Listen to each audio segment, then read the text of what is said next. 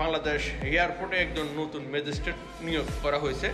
উনি কিছুদিন ভালো কাজ করছে, সবাই ওনাকে ভালো বলছে, আমি নিজেও ভালো বলছি, ওনাকে নিয়ে অনেক ভিডিও বানাইছি। কিন্তু সর্বশেষ এখন কি হয়েছে দেখেন, এখন বর্তমানে কোনো দেশে এরকম কোনো নজির নাই যেটা বাংলাদেশে হচ্ছে। এটা বাংলাদেশ আপনাকে বুঝতে হবে, জানতে হবে। যেহেতু আমরা প্রবাসীরা যারা রেমিটেন্স যোদ্ধা, দেশের জন্য রেমিটেন্স পাঠিয়ে দেশকে সচল করে রাখছে, এখন তারা যখন দেশে যায়, দেশে যাওয়ার পরে দেখেন এয়ারপোর্ট থেকে বের হতে তার যে সামান আছে এটা নেওয়ার জন্য ট্রলি ব্যবহার করা হয়। এখন বাংলাদেশে এয়ারপোর্টে ট্রলি নিয়েও বিজনেস শুরু হয়েছে, ট্রলিও কিন্তু বেচা কিনা হচ্ছে। কোন দেশে আমরা বাস করছি দেখেন।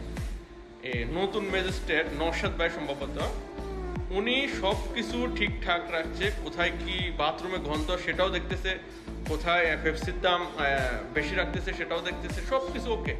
কিন্তু আপনি মেন প্রবাসীদের যেখানে পয়েন্টগুলো আপনি এগুলো ফলো করেন, যেখানে প্রবাসীরা মানে হয়রানির শিকার হবে না, সেগুলো আপনি ফলো করেন।